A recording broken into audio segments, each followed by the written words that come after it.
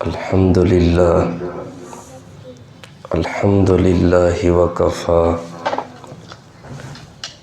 والصلاة والسلام علی سید الرسل وخاتم الانبیاء وعلى آلہ واصحابہ الاتقیاء اما بعد فاعوذ باللہ من الشیطان الرجیم بسم اللہ الرحمن الرحیم وَيُطْعِمُونَ الطَّعَامَ عَلَى حُبِّهِ مِسْكِينًا وَيَتِيمًا وَأَسِيرًا صدق اللہ العظیم۔ اللہم صلی علی سیدنا ومولانا محمد وعلی آل سیدنا ومولانا محمد وبارک وسلم ثم صلی علیہ۔ گزشتہ جمعۃ المبارک کے خطبہ میں رسول اللہ صلی اللہ علیہ وسلم کے فرامین میں سے ایک فرمان آپ کے سامنے بیان کیا۔ حضرت براء ابن عازب رضی اللہ تعالی عنہ فرماتے ہیں کہ رسول اللہ صلی اللہ علیہ وسلم نے ہمیں 7 باتوں کا حکم دیا، اور یہ 7 باتیں بڑی اہمیت رکھتی ہیں، اس لیے ایک مسلمان کی زندگی کے آداب میں سے ہے کہ وہ ان باتوں کا اہتمام کرے۔ سب سے پہلی بات جو رسول اللہ صلی اللہ علیہ وسلم نے ارشاد فرمائی، جس کا حکم دیا، عیادۃ المریض، جب کوئی مسلمان بیمار ہو تو اس کی بیمار پرسی کرنا۔ یہ اتنا عظیم عمل ہے کہ رسول اللہ صلی اللہ علیہ وسلم نے اسے ایک مقبول ترین عبادت بتلایا۔ تفصیل سے گزشتہ جمعہ اس پہ گفتگو ہو چکی۔ دوسری بات جس کا رسول اللہ صلی اللہ علیہ وسلم نے حکم دیا وہ ہے اتباع الجنائز۔ کوئی مسلمان مر جائے تو اس کا جنازہ پڑھنا، یہ مسلمان کا حق ہے کہ جب کوئی مسلمان فوت ہو تو اس کے جنازے میں شریک ہو، اور بہت بڑا عمل ہے۔ اور آج سچی بات عرض کروں، مسلمان اگر ایک ایک عمل کو ایمان کی بنیاد پر ادا کرے، اللہ کی رضا سامنے رکھتے ہوئے، تو اس کی زندگی کے اندر بہار آ جائے۔ بعض اعمال ہیں جسے ہم چھوٹا سمجھتے ہیں، معمولی سمجھتے ہیں، اور اللہ کریم انہی اعمال سے راضی ہو جاتے ہیں۔ رسول اللہ صلی اللہ علیہ وسلم نے بڑی فضیلت بیان فرمائی کسی مسلمان کے جنازے میں شرکت کرنے کی۔ صحیح بخاری کی روایت ہے، حضرت ابو ہریرہ رضی اللہ تعالیٰ عنہ سے روایت ہے کہ رسول اللہ صلی اللہ علیہ وسلم نے ارشاد فرمایا، جو آدمی ایمان کی صفت کے ساتھ، یعنی ایمان کی بنیاد پر، ثواب کی نیت سے کسی مسلمان کے جنازے کے ساتھ جائے اور اس وقت تک جنازے کے ساتھ رہے جب تک اس پر نماز پڑھی جائے اور اس کے دفن سے فراغت ہو، تو وہ قیرات کے ثواب کے 2 قیرات لے کر واپس ہوگا۔ اور آپ علیہ السلام نے فرمایا کہ وہ 1 قیرات احد پہاڑ کے برابر ہوگا۔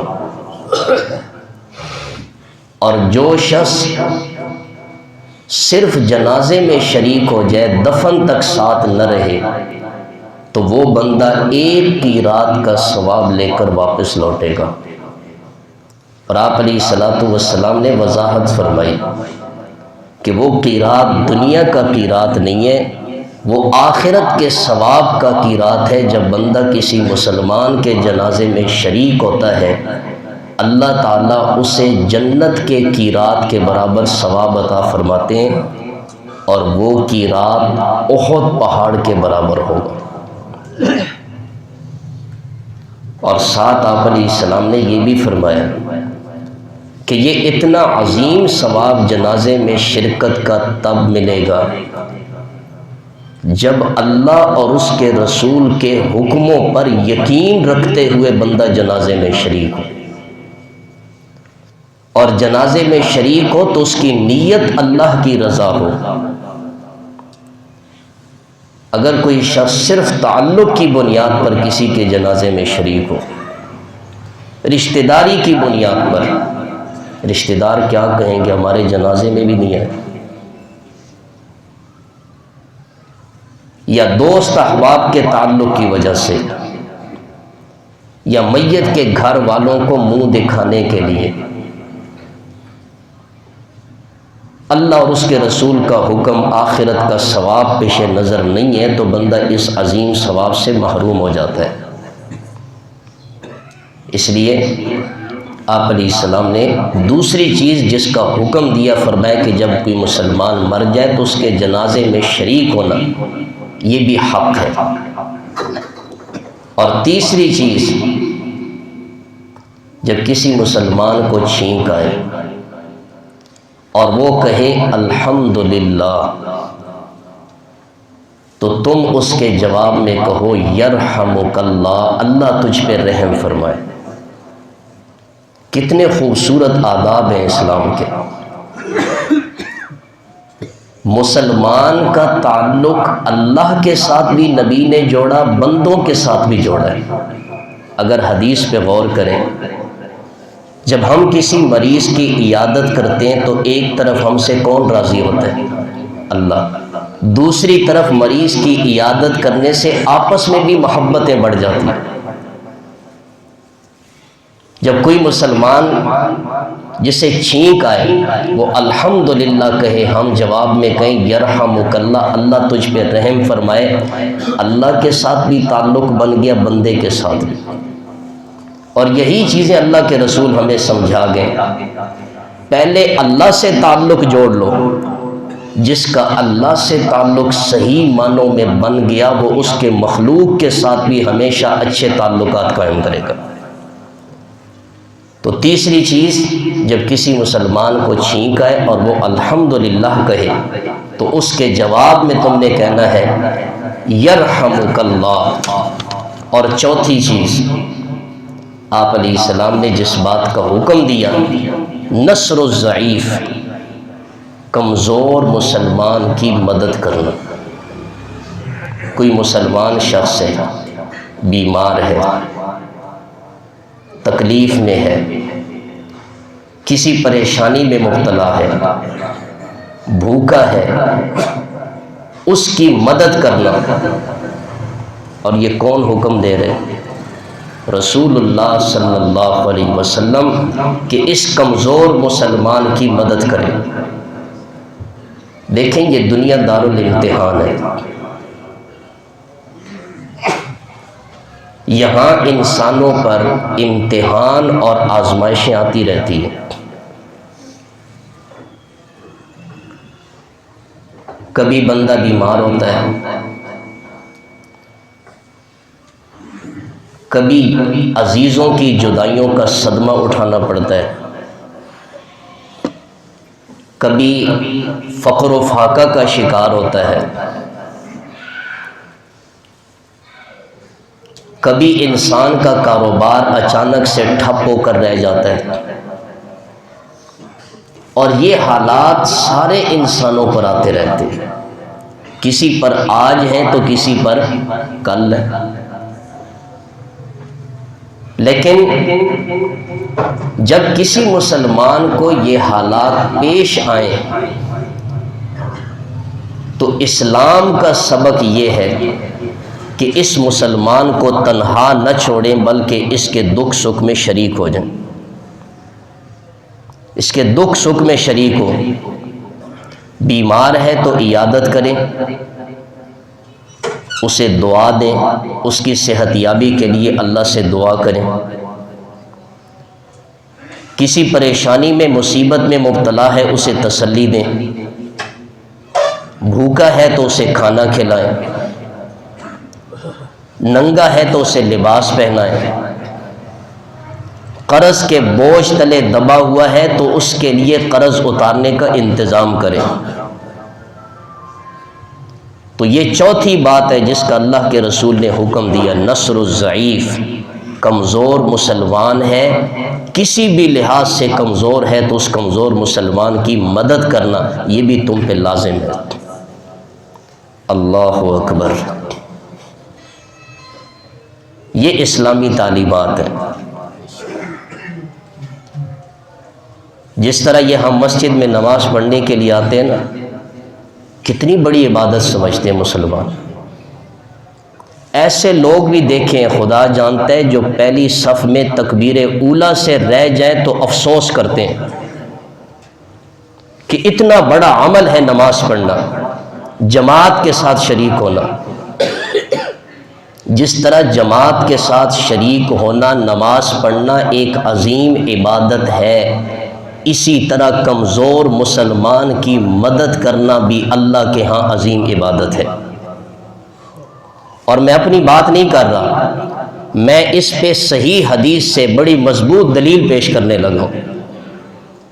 رسول اللہ صلی اللہ علیہ وسلم نے ایک موقع پر بڑے عجیب انداز میں مسلمان کے حقوق کی اہمیت اور مسلمانوں کا ایک دوسرے کے دکھ سکھ میں شریک ہونے کی عظمت بیان فرمائی ہے۔ بڑا خوبصورت انداز ہے، اس سے اندازہ لگا سکتے ہیں کہ اللہ کے رسول کی نظر میں ایک مسلمان کی مدد کرنا، ایک مسلمان کی خدمت کرنا، ایک مسلمان کے لیے اپنے دل میں ہمدردی رکھنا، یہ کتنا بڑا عمل ہے۔ رسول اللہ صلی اللہ علیہ وسلم نے ارشاد فرمایا کہ اللہ تعالیٰ قیامت کے دن فرمائے گا، اے ابن آدم، میں بیمار تھا، تو نے میری عیادت نہیں کی۔ حدیث توجہ سے سنیں، میں بیمار تھا، تو نے میری عیادت نہیں کی۔ بندہ کہے گا، یا اللہ میں تیری عیادت کیسے کرتا، تو رب العالمین ہے، بیماریوں سے پاک ہے۔ اللہ کریم فرمائیں گے، کیا تجھے معلوم نہیں تھا کہ میرا فلاں بندہ بیمار تھا، تو نے اس کی عیادت نہیں کی؟ اگر تو اس کی عیادت کرتا تو اس کے پاس مجھے پا لیتا، میرے اس مریض بندے کو اس کی تو عیادت کرتا، وہاں تجھے اللہ کی رضا مل جاتی۔ اے ابن آدم، میں بھوکا تھا، تو نے مجھے کھانا نہیں کھلایا۔ بندہ کہے گا، یا اللہ میں تجھے کیسے کھانا کھلاتا، تو رب العالمین ہے۔ اللہ کریم فرمائیں گے، کیا تجھے یاد نہیں ہے کہ میرا فلاں بندہ تیرے پاس آیا تھا کہ میں بھوکا ہوں، مجھے کھانا کھلا، تو نے اسے کھانا نہیں کھلایا تھا؟ تجھے معلوم نہیں، اگر تو اس بھوکے کو کھانا کھلاتا تو اس کا اجر میرے پاس پاتا۔ اے ابن آدم، میں پیاسا تھا، تو نے مجھے پانی نہیں پلایا۔ بندہ کہے گا، یا اللہ میں تجھے کیسے پانی پلاتا، تو رب العالمین ہے۔ اللہ جواب میں کہیں گے، کیا میرے فلاں بندے نے تجھ سے پانی نہیں مانگا تھا، تو نے اسے پانی نہیں پلایا، اور تجھے معلوم نہیں اگر تو اسے پانی پلاتا تو اس کا اجر میرے پاس پاتا۔ اس حدیث پہ غور کریں، کسی مسلمان کی عیادت کرنا، کسی مسلمان کو کھانا کھلانا، کسی مسلمان کو پانی پلانا، کسی ضرورت مند مسلمان کی مدد کرنے سے اللہ کریم فرماتے ہیں تمہیں میری رضا مل جاتی ہے۔ اور مسلمان جو عبادت کرتا ہے، جو عمل کرتا ہے، اس کا سب سے بڑا مقصد کیا ہے کہ کون راضی ہو جائے؟ تو اللہ کے رضا والے اعمال تو ہمارے چاروں طرف پھیلے ہوئے ہیں، بشرطے کہ ہم اس پہ غور کریں اور اپنے اڑوس پڑوس میں دیکھیں کون سا ایسا عمل ہے کہ میرا اللہ مجھ سے راضی ہو جائے۔ اللہ اکبر۔ صحابہ کرام رضوان اللہ علیہم اجمعین مخلوق کی خدمت کرنے کو، کمزور مسلمانوں کی مدد کرنے کو اس حدیث کے مطابق بہت بڑا عمل سمجھتے تھے۔ اس لیے صحابہ کرام کے آپ واقعات پڑھتے ہیں، ان کے تذکرے سنتے ہیں، صحابہ کرام خلافت پہ ہوتے ہوئے بھی بیواؤں کی گھر کے پانی بھرنے کو اپنے لیے سعادت سمجھتے تھے۔ 24 لاکھ مربع میل کی حکمرانی کے باوجود بازار سے یتیم بچوں کا سودا سلف لا کر ان بچوں تک پہنچانا اپنے لیے سعادت سمجھتے تھے۔